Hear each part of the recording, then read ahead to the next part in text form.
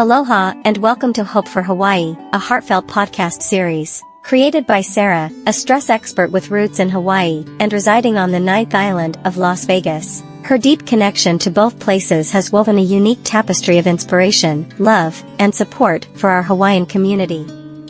Welcome to Hope for Hawaii. I'm your host and stress expert, Sarah. We are here to offer a guiding light through this dark time.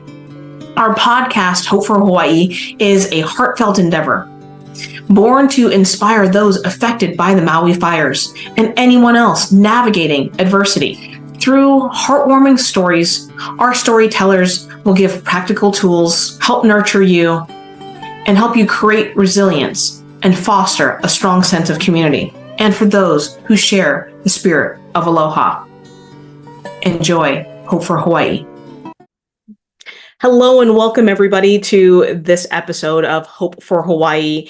And as always, I am so glad to be able to bring on colleagues, friends, people in the industry that are going to help you to not only get through the grief that you're going through right now, through all the struggles that you've endured so far, and the things that you are about to take on in your present and in the future in rebuilding Hawaii and beyond. So if you're listening to this or watching this, I know that you've gone through a difficult struggle, and no matter if it's the fires in Hawaii or anything else that you're dealing with, I want to welcome you to Hope for Hawaii.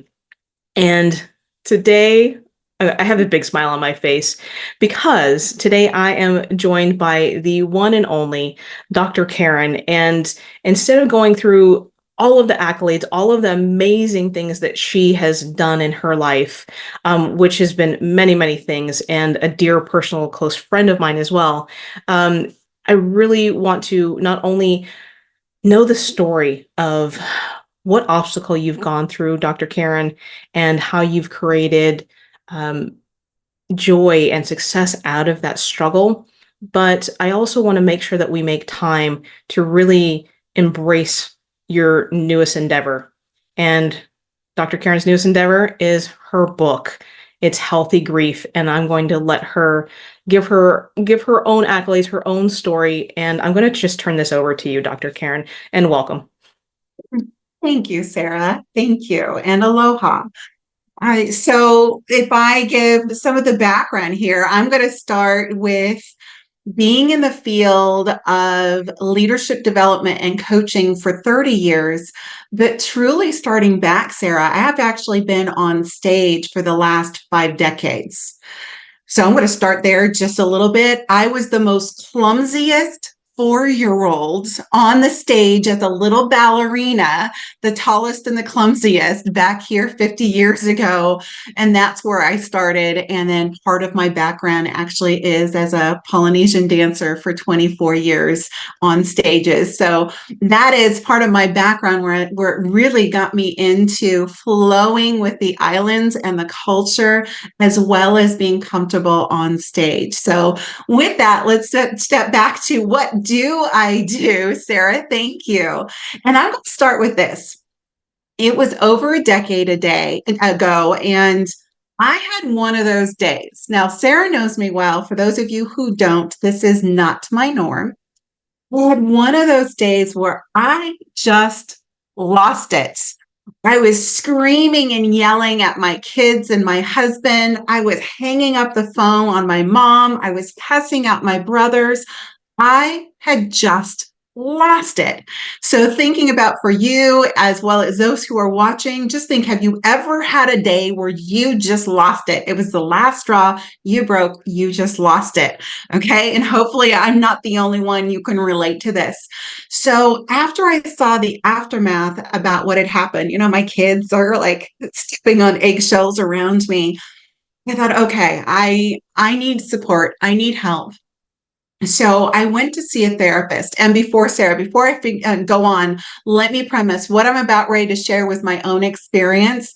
I love therapists, love medical professionals as well. They are all there to support us. What I'm about ready to share is my own story, which led me into the work that I'm doing right now.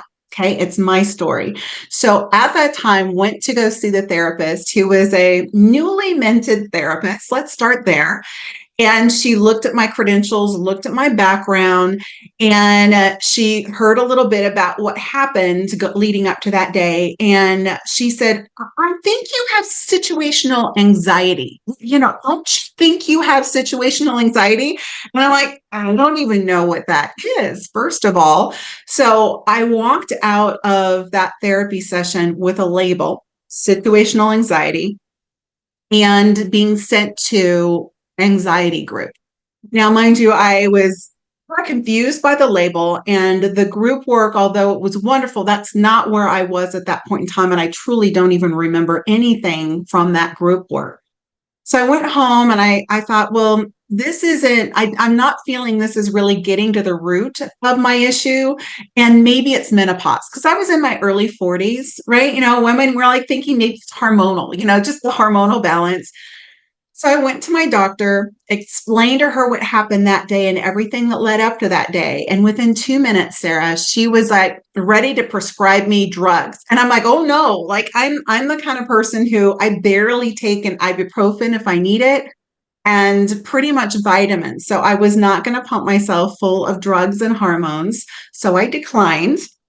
And then my husband said, hey, that 7-day destination spa that you've been looking for, the one that like you can get away. He said, maybe this is a good time for you to get away. And Sarah, it was wonderful. I got to get away from all the chaos that was happening at home.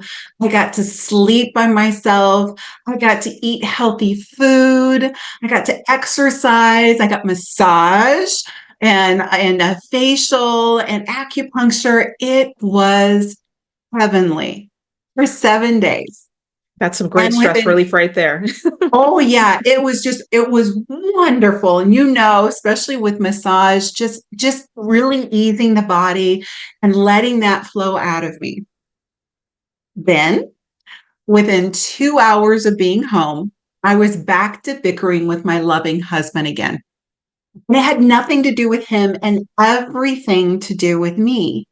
And I tell that story because when I was looking at what was going on now, hindsight, I was labeled by a therapist, prescribed drugs by a doctor, and only had temporary solutions from a spa, all of which those were just dealing with the symptoms, temporary symptoms, and not digging to the root issues. Because on that day, I had just put my beloved 18-year-old cat to sleep. And 1 month prior to that, it was my father who had passed away. And I did the best thing I could, Sarah. Yeah, I jumped all the logistics and everything I needed to do to set up his celebration of life and organize everything and be the model daughter. And I wasn't acknowledging the emotions that I had in losing my own father. So I had stuffed those down to deal with the logistics. And it wasn't until the moment that I had to put my 18-year-old cat to sleep that all of those emotions started bubbling up. And unfortunately, it bubbled up in anger. So this is only part of the story and why I wrote Healthy Grief, is to help inform people about what grief is and how it can show up in so many different forms. And Sarah, you and I know if we're not actually being able to address and honor our own grief process or the grief process of others, it also starts to settle in the body. So in Healthy Grief, I share my story. It is one of 30 stories. I have 30 case studies that are in there, my clients, colleagues, and others on various different types of grief, because grief is more than just death and dying. It's in everyday losses. And actually, at the time I was writing this book, I was one of the categories that I was going to write about was natural disasters. And part of the reasons why was one of the storytellers lives in Nova Scotia, and she was sharing with me how they had just recently had a flood in their area and had lost a child in their community. And I thought, there would be an opportunity writing about various different types of griefs. And again, there's relationships, there's health related, there's financial related, identity related, empty nesters, retirement, all different kinds of griefs. And I thought doing one around natural disasters would be important. One about the floods. I was going to bring in another about earthquakes. And mind you, this was right around the time of the Maui fires. And to be honest, the Maui fires are close to my heart for many different reasons. Sarah, I know is yours as well, hence these podcasts. I actually shied away and I said, right now it is so raw. I'm not ready to engage and write a chapter around natural disasters. I've also been called to do another version of Healthy Grief. So already the book, within 2 weeks of being put out, I've already been called to that. So more than likely, I'm going to add that chapter in. As we know, there are various different types of griefs we're going through, and it's much more than death and dying. And that's such a big point. And thank you for sharing your story and how you got here. And the fact that you've written a book and compiled these 30 stories together, they're real life stories of people who have had different types of grief. And as you said, it's it's it's so many different things that you don't even think about, just like stress. When I talk about stress relief, it's not just the stress in your career or in your relationships, it's also in your own body. And so when we start to break things down, it goes under this big umbrella, doesn't it? You know, this big umbrella that we talk about for so long about stress, but grief, like you said, we talk about or think about death and dying so much, but we don't really think necessarily about loss of those relationships because it's inevitable that we're going to lose loved ones. And no matter if it's through natural causes or an incident that occurs. But, you know, things like the Maui fires was so devastating because nobody saw it coming. There wasn't a lead up to it. And so when you pick up Dr. Karen's book, Healthy Grief, you'll be able to pick out a story that may resonate with you. And it may be one and maybe all of the stories that are in her book. But she has such an extensive background and she is such a heartfelt person too. And not only have I seen her help, I don't know how many people, hundreds of people over the few years that we've known each other, but she's personally helped me through a lot of different challenges that I've had in my own lifetime. And I'm very honored to, number one, have you here still. Hence I'm smiling. But here's the thing, everybody, is that just like when I say when stress strikes, so does grief. And to be able to have the tools in your tool belt to not only have an understanding that everybody goes through it, but also that you're not alone. You're not alone in these circumstances. And with Dr. Karen's background, she's able to connect with you so quickly and easily with heart, as you can already tell. And I'm so thrilled to be able to share this book with everybody. And a situation that's kind of near and dear to us. We've had some really positive situations and experiences together, but something that came up for us very suddenly and very unexpectedly, unfortunately, was my last guest. My last guest, Kimberly Mullen, who was on here just recently, as our family came back from our trip in Hawaii. We came back, and just a couple of days later, I became ill and I had no idea why. And come to find out during that time that I was ill, Kimberly and her husband tragically passed away. And we can share more of that later. But for this circumstance, Dr. Karen and I connected and we started talking about the different things that occur when our friends pass. And especially at a very early age, she's 50 years old.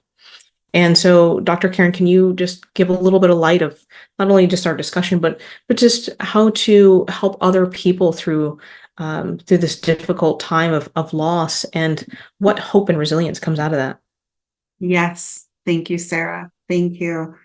And I think it's best to step back too and look at what is the definition of grief. As you mentioned, there's I think stress and grief are similar. They're related in so many different ways. And even though I chose the route to go down and talk about grief, and you chose to talk about stress, They're one and the same in so many different ways. So, first talking about grief. So, if you were to Google grief, as I did, you will find the first part of this definition, which is a deep emotional sorrow over a significant loss.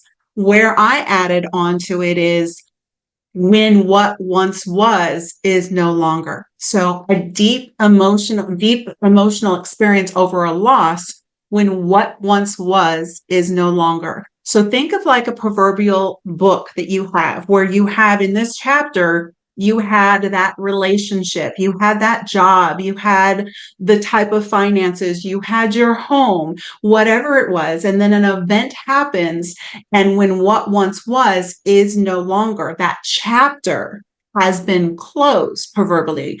However, in that process of stepping into that next chapter, when what once was is no longer, that person is no longer there, that health is different, the house is not there, the job is not there, the finances are different, whatever that is for you, there's that transition that truly happens between that closing that chapter and stepping into that new chapter. And that's where grief comes about.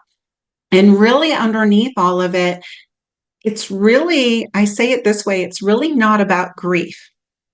Now, let me step back for a minute and say, what do I mean by that? Grief is an experience we have based on some form of loss when what once was is no longer. However, how we react to it has much more to deal with our past traumas, triggers, and limiting beliefs underneath that. And I know, Sarah, many of us have heard the phrase that it's not what happens to us, but how we respond to it that matters. Absolutely. And that's what that means, right? It's we can find the same person who, or two separate people, same experience the same type of situation, and their grief or their stress response to it is different. And the difference has much to do with their past traumas, triggers, and limiting beliefs. So all this to say, it really gets into that neuroscience around how we respond to stress and grief, as well as our psychosomatic responses. So neuroscience, psychosomatic responses, what am I talking about is whatever it is that's at that subconscious level for us, our past experiences that we have, the belief that we have, that's what we're going to respond from. So in dealing with losses, such as our dear friend Kimberly, it's when we're experiencing a loss, our body is responding to it. More than likely, one of the first things we're going to experience is some form of shock, numbness, shock, not even knowing, is this right? Is this wrong? Am I still awake? Hello? Am I dreaming? Am I having a nightmare? One of the emotional responses we may experience is just a numbness. It's part of our body's way of saying, let me just put a stop gap to what's going on right now and try to recalibrate and adjust to the information or experience that I have right now. That something that once was is no longer, and I'm having an emotional response to it. So I'm going to talk about dancing with Sarah. Sarah.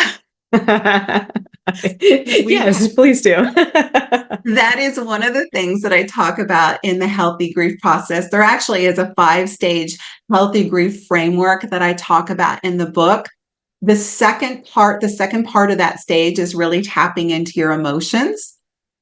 And one of the things I explore in the book, and Sarah has experienced with me, is talking about the Sarah model. So if you think about it from the SARAH, we're adding in the Sarah on it, and sort of a dip it's an easier way to think about what are some emotions that I or others may be exploring as we are faced with this event. And we're starting to explore the emotions that are coming up.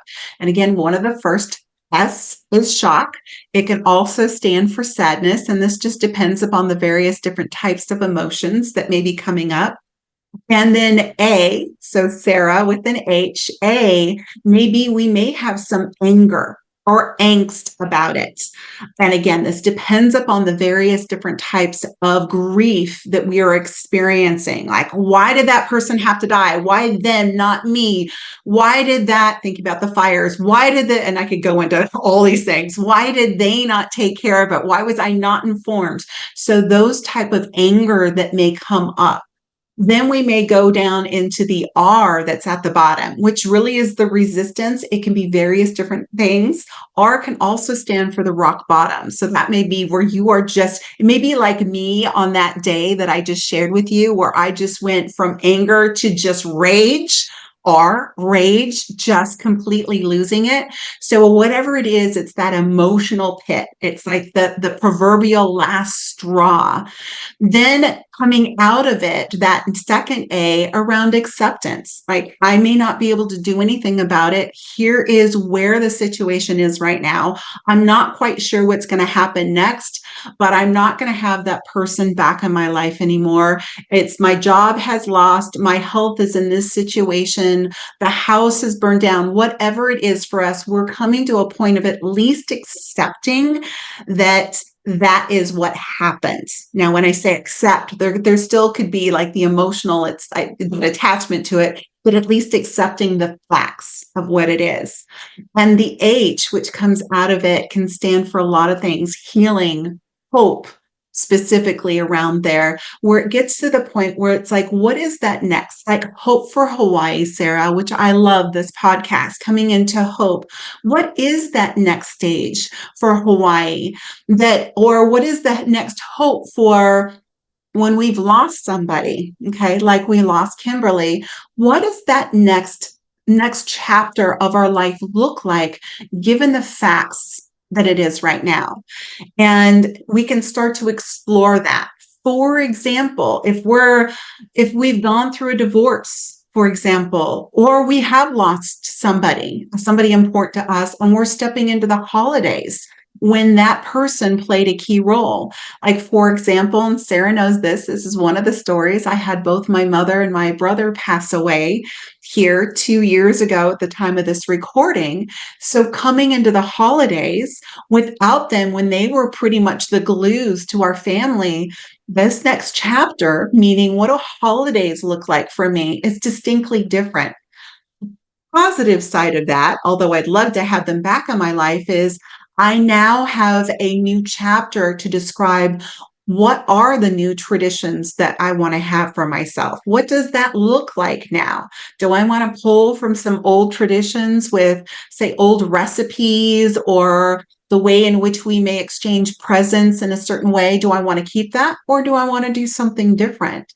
So that hope and that new chapter is giving us an opportunity to say, what's next? And what's next could be, what do I want next in the next week, the next month, the next year, however long we want to play out what the future looks like for us. So that's just a bit about the Sarah model, dancing with the emotions of shock, anger, resistance, acceptance, and hope and healing. And that's such a great tie-in, not only the acronym with my name in it, but also Yeah. to end it with the hope and healing, and just to go through that cycle. And when you're listening to this, watching this, I hope you wrote this down. What once was is no longer. Write that down, write it over and over, because that shift in itself is so powerful. That statement alone can help you get through tough times. Because when you start having a different relationship with that, as you're saying, Dr. Karen, then you're able to kind of move through that and glide through it a little bit easier without just getting stuck. And that's what happens a lot of times, that we see over and over, don't we? We see the stress or the grief or the challenges that we go through get stuck in our lives, and we repeat that pattern over and over, whether it's getting in the same type of relationship or type of job, or just repeating the same things that no longer serve us. And so once we start moving through that, as you're saying, I love that. And it feels like a wave. It just feels like that movement and that motion. And, maybe it's the dancing, maybe it's all of your experience, but it ties in so well together. And just a little correction. I keep saying Kimberly, and we both keep saying Kimberly. We've known Kimberly for years, and that's how we've known her. And she, for her book and for her coaching, she has changed her name to Kat. So some of you know her as Kat Mullen. So I just wanted to make a little bit of that clarification. But nonetheless, our friend is still near and dear to us. And as you say, creating different traditions, doing something different. It doesn't mean that we have to let go of the memories and the good times and also the not so good times with the people that are around us that has changed. But it can also be letting in the new. So I just love your viewpoint around all of this because, again, grief is something that we're dealing with. That's what's happened with not only the fires, but, as we get into the holiday season, so many people have lost loved ones. My grandmother passed on December 23rd, years ago. Just a different relationship with the holidays themselves. But then also, no matter what time of year you're listening to this, you can get through these different times by just going, okay, so maybe it's somebody's birthday, or maybe it's the relationship that you no longer have. Maybe it's, a significant time for their birthdays coming up or something along those lines. But tying this all together, I know, Dr. Karen, I know that you have so many stories to bring forward. And thank you for sharing just some of these. And on a personal level, what would you say could bring more resilience to the future of Hawaii and beyond in the rebuilding process? That's a very good question, Sarah. So, what would help in rebuilding Hawaii? And that can be in personal relationships, that can be the physical, homes and businesses, whatever resonates for you. Yes, and I was actually intuitively tapping into it. That's why I closed my eyes to connect with that. And what actually is coming to me, and it's kind of the proverbial phoenix. It is rising out of the ashes. Now I know that yes, there's the ashes that are there, but it is what's coming to me is more. It's a cleansing, mourning, more of here's the opportunity where the Hawaiian culture and the people and the traditions and the islands have faced so many things over how many centuries, right? And one of the strengths in that is rebuilding. Rebuilding. For example, I'm going to take it slightly off of that and then I will make the parallel and come back is COVID, for example, that around the world we all experience. It shook us up. It was that proverbial thing to say, we got stuck in a rut in the norms. There's so many people that I've worked with over the last 4 years in this body of work who said, even though I lost my job, I hated my job. That I was here, I was stuck in this role or this relationship that were no longer good for me. And along came COVID and it shook me up and realized this is not what I really want for myself. So the parallel that I believe I'm coming to from an intuitive perspective is even though there is the loss of so much that has happened there due to the fire, it's also a cleansing in the way as and I do say we, it's not just Lahaina, it's not just Maui, it's we coming together to rebuild what we truly want and reconnect with what's important to us now that we may have lost touch with. And I think intuitively that's where I was picking up when I was, even though metaphorically that phoenix rising from the ashes, but it's more about connecting with truly what's important to us that we may have lost touch with had it not been for, unfortunately, the devastations of the fires. Yes, yes, and thank you for that. Absolutely, and that is a wonderful tie-in, and you get the imagery of the phoenix and just that rising up and that reconnection. And I think so many of us did experience that during the pandemic time, was what is important to us. And when I go through, for instance, in my book, when I talk about the eye care system, and when you reconnect and realign with what is important to you, then you can make your decisions with good energy. And I think that's the basis, isn't it? That's such It the is. foundation.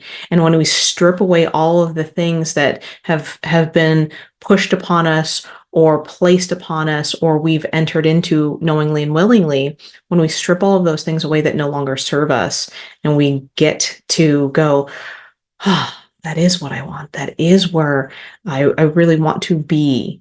And you can move toward it with more energy and compassion. So I love that. And it's also reminding me of Ho'oponopono, getting to that foundation, just clearing and cleansing, and the four Mhm. phrases around it, and to kind of just build from a pure place. It is. Yeah, Yeah. it is. And that's one of the beautiful things about the traditional Ho'oponopono is that clearing. It's more than just forgiveness, which many Mhm. people focus on. True Ho'oponopono is a true clearing, a releasing, a letting go of what no longer serves us, whoever the proverbial us is, because the true traditional Ho'oponopono is usually within a family environment. And it allows the clearing by allowing every single family member to share their part of whatever that story is, to be able to give voice to. Maybe it was their voice, their thoughts, their feelings that they didn't feel like they could give voice to before. And it is such a beautiful process to go through a traditional Ho'oponopono process, that it is more of a clearing and a letting go and releasing what no longer serves us, so we as a unit can be wholer and stronger moving forward. And again, I see that for Hawaii as well. Yes, yes. This is why I love connecting with you, because we, one, connect to each other, but also for the greatness, and we see that and we feel that. And it's not just the words that we're saying, but anybody that's hearing you right now can hear the passion in your voice, and have that understanding that you are very connected to not only it, you're not from Hawaii, but you've been connected to the islands with your past experience, and you still are. And again, being a native myself, but being away in the ninth island for so long, you kind of sometimes feel a little bit disconnected. But when you come back, get grounded, and just know that there's that connection, it's always going to be there. And just like you were saying just a few minutes ago, reconnecting. What is true to you? What do you want to do to move forward? And so I think when we take that time, so those of you out there, take that time and just be grounded, get into that safe place, whether it's your Zen zone or just a peaceful place, and really have that introspection, go inside of yourself and get that groundedness to ask yourself, what is next for you? If you're in a tough place, what is that next step that you can do? Go back to what Dr. Karen talked about with what once was is no longer. Exactly. And if you don't see her, she's holding up one hand and then the other hand, going from one to the other. And so what's that next right step for you? And I Yes. love that. I love that. Yes. Oh. And for those of you, I'm going to just plug her book right now. Those of you who are going through this traumatic time, tough time, and you don't know how to express it, or you don't know who to turn to, um, pick up this book, give it to someone else that may be struggling, gift it to someone else, get it together, read it together. As I've said with my stressed out book, buy it for yourself, buy it for somebody else, read it together. Do that with this book as well. And listen to other things that Dr. Karen's putting out there, because that connection to just that groundedness. I mean, that's really what I go back to with you all the time, isn't it? Oh, I love it. I love it. Yes. Thank you, Sarah. Yes. And even coming to the subtitle of the book is normalizing and navigating loss in a culture of toxic positivity. So we can go off on a whole different conversation around toxic positivity, but I want to focus on normalizing and navigating the idea. And here, even for your podcast, Hopeful Hawaii, is around the more we talk about this, the more we are, to a point you mentioned in the beginning, we are not alone. We are not alone in this journey. The more we talk about it, the more we can normalize loss and grief and know that we are not alone in this journey. And the more we do that, we're connecting with other people. And connection, we're social creatures. We're intended to connect with other people. So why not do that while we are also in the process of grief and loss? Fantastic. That is fantastic. And wow, it is a whole nother topic getting into positive Toxic toxic positivity. positivity, excuse Yeah, me. say that 10 times fast. Yeah. Yes. Yes. Because here's the thing too, is that, what we're doing here and and what we want to, explore for so many other people, no matter if it's the fires or other difficult times that you're going through, is to be positive, yes, but you don't have to be positive to be positive. And when you do it in an authentic way, when you do it in alignment with what your values are and moving forward to help other people as well as helping yourself, we have to help ourselves first. We talk about that consistently, right? We talk about how we have to pour into ourselves before we can pour into others. And by doing so, that creates a natural positivity. And we won't go too far into the toxic part of it, but we're not just putting on a smile because we're supposed to. And we're not making something light out of something heavy just because we want it to be good and jolly and great.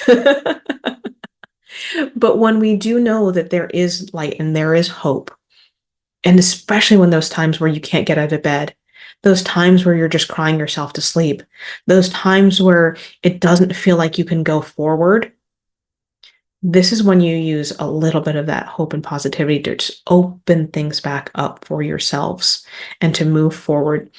And if you've got the strength to be in a good place for right now, those ups and downs that Dr. Karen talked about, then help somebody else, whether it's sharing this podcast, sharing her book, or just sharing the fact that the tools that you've gained over all of these different podcasts or the other things that you're gaining from just life experiences of what you've gone through, share that with somebody else.